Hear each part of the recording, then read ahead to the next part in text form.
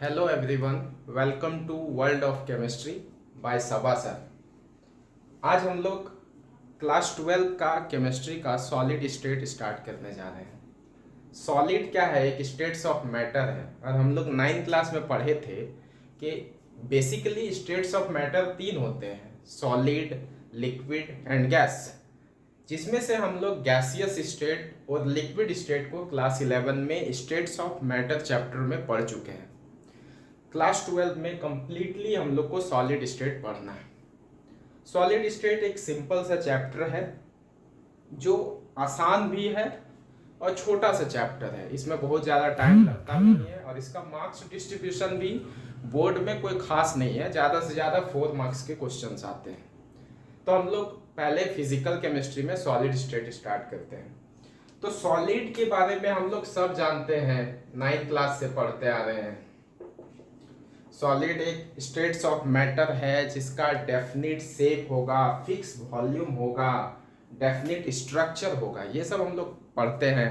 Solid के particles के बीच force of attraction बहुत स्ट्रांग होगा। सॉलिड क्या होते हैं? हार्ड होंगे, रिजिड होंगे। तो कुछ कुछ प्रॉपर्टीज हम लोग सॉलिड का पहले लिख लेते हैं जो हम लोग 9th क्लास में पढ़े थे। उसके बाद हम लोग जो हमारा सिलेबस है उस पे हम लोग आते हैं। तो पहला जो प्रॉपर्टीज होगा, पहला प्रॉपर्टीज है solids have definite shape, structure and fix volume. ये हम लोग पढ़े हैं। दूसरा प्रॉपर्टीज है जितने भी सॉलिड होते हैं वो सभी हार्ड होते हैं, रिजिड होते हैं और इनकम्प्रेसिबल होते हैं। इनकम्प्रेसिबल मतलब उसको दबाया नहीं जा सकता, आसानी से दबाया नहीं जा सकता। थर्ड होता है जितने भी सॉलिड होते हैं उन सब का melting point and boiling point ज़्यादा होता है। फोर्थ जो होता है वो सॉलिड के पार्टिकल्स के बीच स्ट्रॉन्ग फोर्स ऑफ अट्रैक्शन होते हैं जिसके वजह से उसके पार्टिकल बहुत क्लोजली अटैच्ड होते हैं। मतलब इंटर पार्टिकल डिस्टेंस, पार्टिकल्स के बीच का डिस्टेंस क्या होगा? बहुत कम होगा। क्योंकि देखो ये सॉलिड्स के पार्टिकल्स हैं, ये सभी आपस में इसलिए सटे हुए हैं क्योंकि इनके पार्टिकल्स के बीच फोर्स ऑफ अट्रैक्शन जो होगा वो बहुत स्ट्रांग होगा। तो these are the properties of solid, जिसको आप लोग नोट करो पहले। अब हम लोग का जो मेन सिलेबस हम लोग आते हैं, जो 12th क्लास का एनसीईआरटी जो शुरू हुआ है वो यहां से शुरू हुआ है, क्लासिफिकेशन ऑफ सॉलिड से। क्लासिफिकेशन ऑफ सॉलिड का बेसिस बहुत है, लेकिन हमारे 12th क्लास में सिर्फ एक बेसिस पे पढ़ना है, on the basis of arrangement of constituent particle. सबसे पहले हम लोग को समझना है कंस्टिट्यूएंट पार्टिकल्स होते क्या है, फिर हम लोग इसके अरेंजमेंट के बेसिस पे सॉलिड को क्लासिफाई करेंगे। कंस्टिट्यूएंट पार्टिकल हम लोग जैसे ये सॉलिड का स्ट्रक्चर बनाए हैं, मान लो हमारा ये एक सॉलिड है। सॉलिड के ये सभी पार्टिकल्स हैं जो बहुत क्लोजली अटैच्ड है। तो ये सभी पार्टिकल्स में क्या क्या हो सकते हैं? ये सभी जो पार्टिकल्स है that particles are called constituent particle. Constituent particles में कौन कौन हो सकते हैं? एटम्स हो सकते हैं। जैसे अगर ये आयरन सॉलिड का स्ट्रक्चर है तो ये सभी आयरन एटम है जो क्लोजली अटैच्ड है।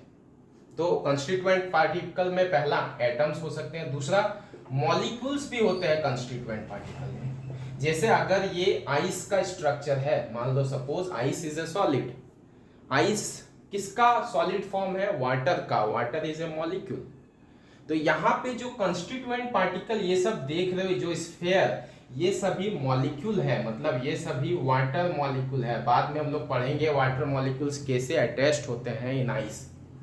तो कंस्टिट्यूएंट पार्टिकल सॉलिड का एटम भी हो सकता है, मॉलिक्यूल भी हो सकता है, थर्ड आयंस भी हो सकते हैं। तो कंस्टिट्यूएंट पार्टिकल बेसिकली 3 होंगे सॉलिड्स के। आयंस कैसे होंगे?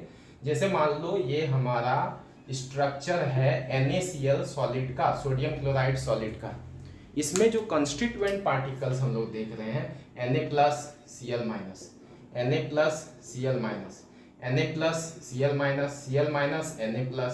Na+Cl-, फिर Na+। ये सभी जो कंस्टिट्यूएंट पार्टिकल है ये क्या है? आयंस है, कैटायन है एंड एनायंस है। तो सबसे पहला जो हम लोग को टाइप पढ़ना है वो इन कंस्टिट्यूएंट पार्टिकल्स का अरेंजमेंट के बेसिस पे हम लोग को पढ़ना है। तो इसके अरेंजमेंट के बेसिस पे सॉलिड को मेनली दो टाइप में क्लासिफाई किया गया है। पहला जो टाइप होगा that is called crystalline solid, और सेकेंड टाइप जो होगा that is called amorphous solid. तो सबसे मैक्सिमम सवाल अगर इस पार्ट से सॉलिड स्टेट का, ये पार्ट 1 हम लोग पढ़ रहे हैं, इस पार्ट से सॉलिड स्टेट में मैक्सिमम टाइम पूछा गया है difference between crystalline solid and amorphous solid. तो पहले हम लोग समझते हैं what is crystalline solid and what is amorphous solid. तो क्रिस्टलाइन सॉलिड वैसे सॉलिड होते हैं जिसमें जो कंस्टिट्यूएंट पार्टिकल्स होंगे, कंस्टिट्यूएंट पार्टिकल कौन कौन हो सकते हैं हम शुरुआत में बताएं, या तो एटम हो सकता है, या मॉलिक्यूल हो सकता है, या आयंस हो सकते हैं, ये तीनों में से कोई भी हो सकते हैं। तो वैसे सॉलिड जिसमें कंस्टिट्यूएंट पार्टिकल रेगुलर अरेंज्ड होता है, रेगुलर बोलने का मतलब हुआ बता रहे हैं, जैसे हम सपोज ये कोई एबी टाइप का सॉलिड है, एबी सॉलिड है मान लो, ये एबी दो अलग अलग एटम है। रेगुलर अरेंजमेंट बोलने का मतलब है पहले ए आया, फिर बी आया, फिर ए, फिर बी, फिर ए, फिर ए के नीचे बी, बी के नीचे ए के नीचे बी, फिर ए, फिर बी, फिर यहां से ए बी ए बी ए। हम लोग देखेंगे अगर इसका स्ट्रक्चर में, तो रेगुलरिटीज है इसके कंस्टिट्यूएंट पार्टिकल के अरेंजमेंट में कि ए के बाद बी। अब जैसे यहाँ है ए, तो हम तुमसे अगर हम पूछेंगे कि बताओ यहाँ पे कौन से पार्टिकल होंगे, तो तुम आराम से बोल सकते हो यहाँ क्या है, बी होगा। तो वैसे सॉलिड जिसके कंस्टिट्यूएंट पार्टिकल्स अरेंज होते हैं रेगुलर फैशन में इन 3 डायमेंशनल स्पेस, ये चैप्टर जो है वो 3 डायमेंशन में हम लोग को पूरा स्टडी करना है।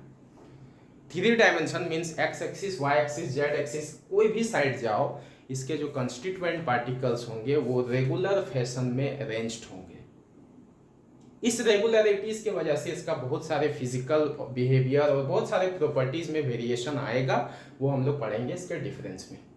तो पहला चीज हम क्या बताएं, crystalline solid are those solid in which the constituent particle are arranged in a regular fashion in 3 dimensional space called crystalline solid. जैसे हम लोग अगर बात करें NaCl, तो NaCl रेगुलर पैटर्न में अरेंज होता है Na+Cl-, Na+Cl-, Na+Cl-, इस तरीके से रेगुलर फैशन में अरेंज्ड है।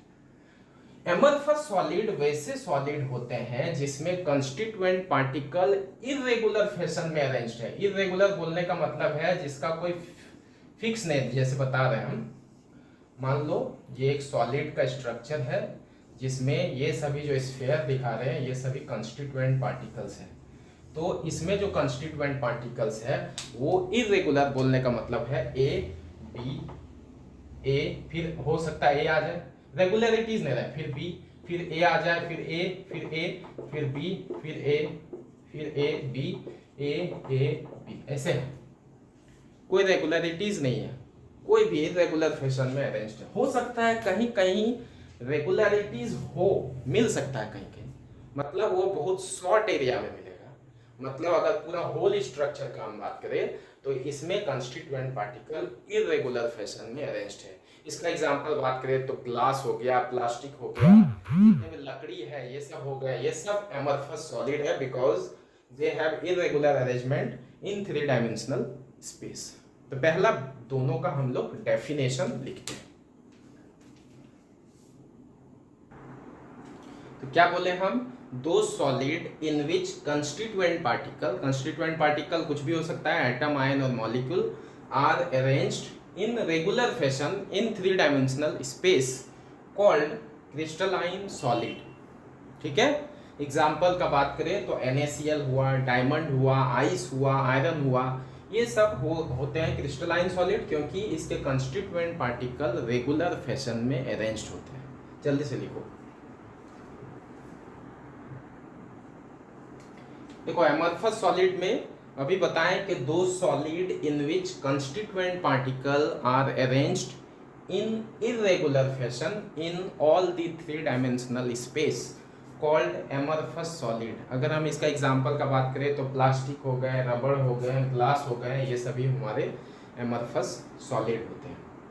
तो हम लोग पहले मीनिंग पढ़े, अब जो हमारे सिलेबस में है that is difference between crystalline solid and amorphous solid. Next topic हम लोग वही पढ़ेंगे। नेक्स्ट जो हमारा टॉपिक है वो है difference between crystalline and amorphous solid.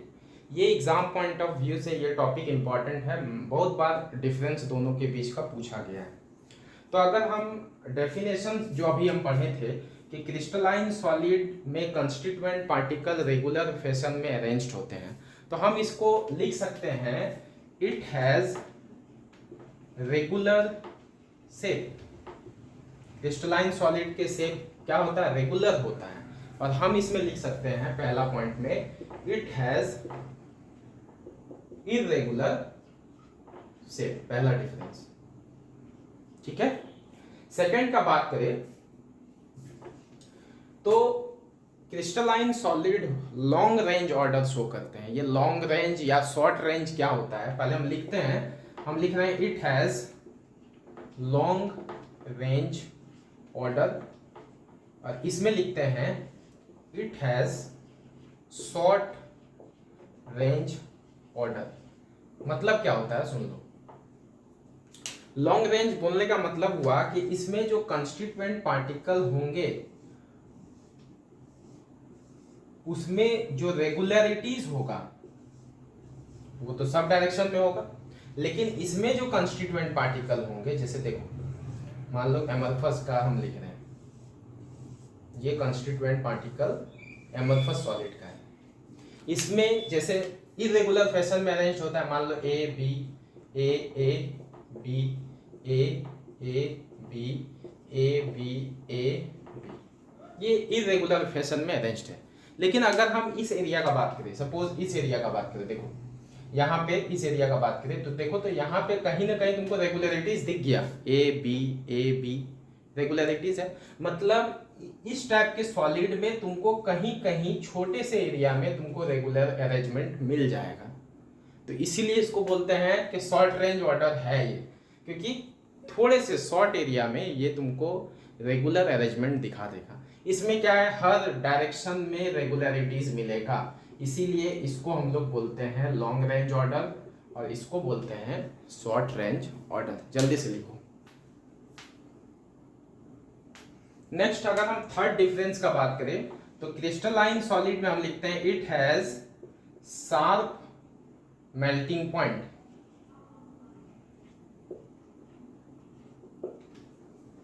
और हम इसमें लिखते हैं it melt over a wide range of temperature.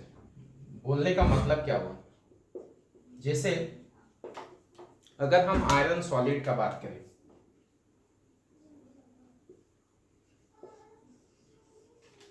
Iron solid एक क्रिस्टलाइन सॉलिड है। अगर हम इसका मेल्टिंग पॉइंट का बात करें तो इसका मेल्टिंग पॉइंट 1530 डिग्री सेल्सियस होता है, मतलब लगभग 1600 डिग्री सेल्सियस के करीब। शार्प मेल्टिंग पॉइंट बोलने का क्या मतलब हुआ, अगर हम आयरन सॉलिड को हीट करना शुरू किए, सपोज इसको हीट किए, पहले हम 100 डिग्री पे हीट किए, ठीक है, फिर 200 डिग्री, फिर 500 डिग्री, आयरन रेड हो गया, रेड होने के बाद येलो हो जाएगा, येलो होने के बाद व्हाइट हो जाएगा। 100 डिग्री में हीट किए, आयरन का फिजिकल प्रॉपर्टी में चेंज नहीं हुआ। 200 डिग्री में हीट किए, आयरन का फिजिकल बिहेवियर में कोई चेंजिंग नहीं हुआ, कलर चेंज हो रहा है, जो इसका फिजिकल स्टेट है उसमें कुछ चेंज नहीं हो रहा है। 800 डिग्री सेल्सियस हीट किए, आयरन का फिजिकल स्टेट में कुछ चेंजिंग नहीं हुआ। 1200 डिग्री सेल्सियस तक ले आए, आयरन का फिजिकल प्रॉपर्टी में कुछ भी चेंज नहीं हुआ। लेकिन जैसे ही 1500 के करीब पहुंचा, 1530 डिग्री जैसे ही पहुंचा, आयरन अचानक से मेल्ट हो गया।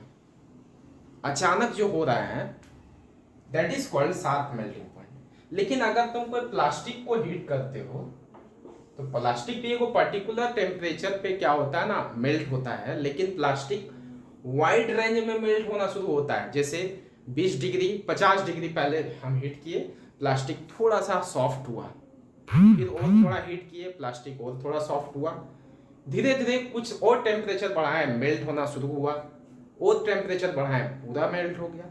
तो ये क्या हुआ, ये शुरुआत से मेल्टिंग का प्रोसेस दिखा रहा है, इसका फिजिकल बिहेवियर में जो स्ट्रक्चर है उसमें चेंजिंग आ रहा है। तो इसीलिए लिख रहे हैं कि it melt over a wide range of temperature. मान लो प्लास्टिक मेल्ट होना शुरू हो रहा है 50 डिग्री से, 50 में भी मेल्ट हुआ थोड़ा सा, 80 में भी हुआ, 100 में भी हुआ, इस तरीके से मेल्ट हो रहा है। लेकिन आयरन का केस में जब तक 1530 डिग्री नहीं पहुंचा, आयरन मेल्ट नहीं हुआ, जैसे पहुंचा अचानक से मेल्ट हो गया। So that crystalline solid have sharp melting point and amorphous solid melt over a wide range of temperature। जल्दी से लिखो। फोर्थ डिफरेंस होगा कि all the crystalline solids are anisotropic in nature। ये एनआइसोट्रॉपिक क्या होता है अभी हम लोग बात कर रहे हैं। और जितने भी एमॉर्फस सॉलिड होते हैं वो आइसोट्रॉपिक होते हैं। अब एनआइसोट्रॉपिक और आइसोट्रॉपिक का क्या मतलब है?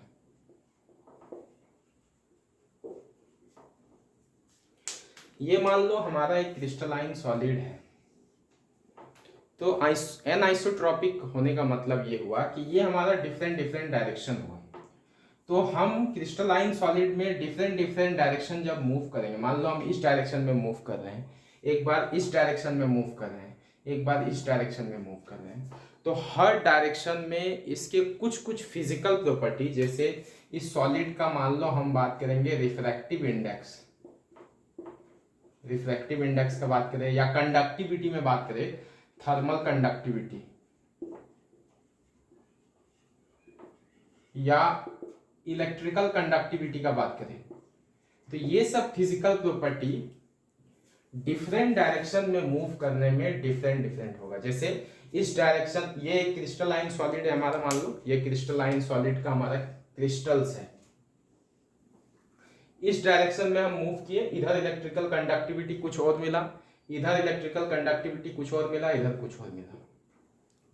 मतलब एनआइसोट्रॉपिक का मतलब हुआ कि when we move in different direction, ठीक है, they show different physical property, that is refractive index अलग होगा, थर्मल कंडक्टिविटी अलग होगा, इलेक्ट्रिकल कंडक्टिविटी अलग होगा। क्यों ऐसा होगा वो अभी हम लोग बात कर रहे हैं। आइसोट्रॉपिक का मतलब हुआ कि कोई भी डायरेक्शन में, मान लो ये हमारा एक एमॉर्फस सॉलिड है, चाहे तुम इस डायरेक्शन में मूव करो, इधर मूव करो या इधर मूव करो, हर डायरेक्शन में refractive index, thermal conductivity, electrical conductivity, ये सब जो फिजिकल प्रॉपर्टी है ये हर डायरेक्शन में लगभग नियर अबाउट सेम मिलेगा। समझ में आया? पहले हम लोग लिखते हैं फिर हम लोग बात करते हैं। तो वही हम बताएं कि एनआइसोट्रॉपिक इन नेचर होते हैं crystalline solid, means they have different physical property in different direction. ठीक है, फिजिकल प्रॉपर्टी में कुछ फिजिकल प्रॉपर्टी हम यहाँ लिखे हैं, और बहुत सारे होते हैं, लेकिन मेनली ये 3 होते हैं। यहाँ पे क्या लिखे हैं? They are isotropic in nature because they have same physical property among all the directions. इतना याद रखना। अब इसका रीजन क्या है कि आखिर ऐसा क्यों हो रहा है कि क्रिस्टलाइन सॉलिड में डिफरेंट डायरेक्शन में मूव करने में डिफरेंट फिजिकल बिहेवियर शो कर रहा है, जबकि एमॉर्फस में ऐसा नहीं है। एमॉर्फस में हर डायरेक्शन में फिजिकल बिहेवियर सेम है। तो इसको लिख लिए। तो अब देखते हैं इसका रीजन क्या है, समझ लेते हैं बस। देखो, हम एक पहले क्रिस्टलाइन सॉलिड बनाते हैं। ये हमारा क्रिस्टलाइन सॉलिड का क्रिस्टल है, उसका लैटिस है।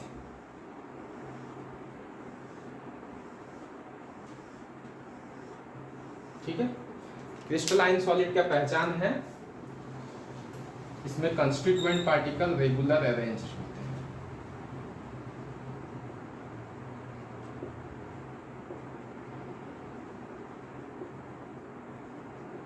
अब देखो, डिफरेंट डायरेक्शन में डिफरेंट बिहेवियर क्यों शो कर रहा है। ये हमारा एक क्रिस्टलाइन सॉलिड है जिसमें देखो कंस्टिट्यूएंट पार्टिकल रेगुलर अरेंज्ड है, ए के बाद बी, बी के बाद ए, फिर ए के बाद बी, फिर ए के बाद बी के बाद ए। अगर हम मूव करते हैं, चलो हम दो डायरेक्शन में मूव कर रहे हैं, हम एक बार क्या कर रहे हैं ना, इस डायरेक्शन में मूव कर रहे हैं, चलो इस डायरेक्शन में, यहाँ ए है, इस डायरेक्शन में इधर हम मूव कर रहे हैं। जब इस डायरेक्शन में मूव हम किए तो क्या हुआ, सिमिलर टाइप का एटम तुमको दिख रहा है, देखो ए फिर ए यही मिला। लेकिन जब तुम इस डायरेक्शन में मूव कर रहे हो, मान लो ए के बाद बी के बाद ए, फिर क्या बी फिर ए, तो देखो जब इधर हम मूव किए तो सिमिलर टाइप का पार्टिकल मिला, इधर मूव किए तो डिफरेंट टाइप का पार्टिकल मिला। देख रहे हो अलग अलग टाइप का अरेंजमेंट तुमको मिल रहा होगा। तो इधर क्योंकि सेम पार्टिकल मिला तो इसका सेम बिहेवियर होगा फिजिकल का, लेकिन इधर क्या हो रहा है, बी फिर ए फिर बी फिर ए, अलग अलग मिल रहा है, इसीलिए इधर अलग होगा। इसीलिए डिफरेंट डिफरेंट डायरेक्शन में जाने पे इसका फिजिकल बिहेवियर अलग अलग हो रहा है। इधर क्या है, सेम पार्टिकल मिलता है, ए फिर यहाँ ए ही होगा। इधर हम जब मूव कर रहे हैं बी ए, ऐसा है, अलग अलग पार्टिकल मिलता है जिसके वजह से फिजिकल बिहेवियर अलग अलग होता है। एमरफस में ऐसा क्यों है कि सेम हो जा रहा है, तो हम एमरफस भी बनाते हैं।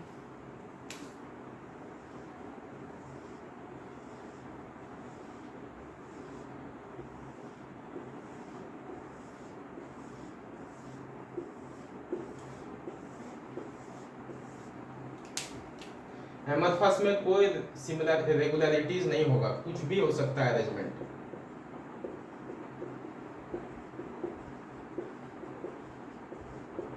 कहीं कहीं तुमको मिल जाएगा रेगुलरिटीज, इसीलिए उसको शॉर्ट रेंज ऑर्डर बोलते थे। अब तुम देखो इधर मूव करो ए बी कोई सीक्वेंस नहीं है, रेगुलर सीक्वेंस नहीं है। इधर मूव करो, इधर भी कोई रेगुलर सीक्वेंस नहीं मिलेगा। इधर मूव करो, कोई रेगुलर सीक्वेंस नहीं मिलेगा। मतलब हर डायरेक्शन में अलग अलग पार्टिकल्स। इसमें क्या हो रहा था, एक डायरेक्शन में सेम मिल गया, एक डायरेक्शन में अल्टरनेट मिला ए बी। इसमें क्या हो रहा है, हर डायरेक्शन में ही अलग अलग पार्टिकल्स मिल रहे हैं, हर डायरेक्शन में इरेगुलरिटीज है, और जितने भी इरेगुलरिटीज है वो लगभग सिमिलर है, so that they shows similar physical property among all the direction. अब देखो फिफ्थ प्रॉपर्टी, जितने भी क्रिस्टलाइन सॉलिड होते हैं वो सब में क्लीवेज प्रॉपर्टी होता है। क्लीवेज प्रॉपर्टी का मतलब क्या होता है, ये क्लीवेज प्रॉपर्टी शो करते हैं।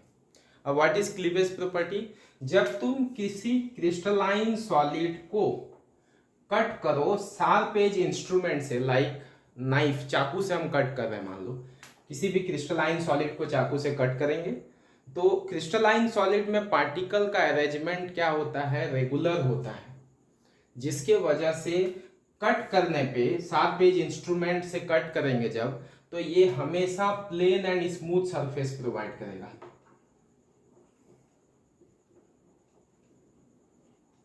क्रिस्टलाइन सॉलिड को चाकू से कट करोगे तो ये जो कट पीस जो रहेगा वो हमेशा प्लेन और स्मूथ रहेगा, क्योंकि पार्टिकल रेगुलर थे। लेकिन एमरफस सॉलिड को जब तुम कट करोगे शार्प एज इंस्ट्रूमेंट से, तो तुमको प्लेन सरफेस नहीं मिलेगा, ठीक है, ऐसा मिलेगा,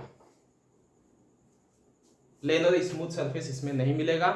सो दैट हम लोग बोलते हैं crystalline solid have cleavage property, whereas amorphous solid does not have cleavage property, because when we cut amorphous solid by knife then we cannot get plain and smooth surface।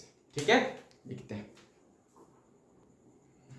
तो वही लिखें, crystalline solid have cleavage property, that is when crystalline solid is cut by sharp edge instrument, मतलब knife से जब हम cut कर रहे हैं, चाकू से कट कर रहे हैं, then it produce smooth and plain surface, ठीक है, but it does not have cleavage property। ये हुआ फिफ्थ डिफरेंस क्रिस्टलाइन और एमरफस सॉलिड के बीच, ठीक है, जल्दी से लिखो। फिर आते हैं नेक्स्ट डिफरेंस में,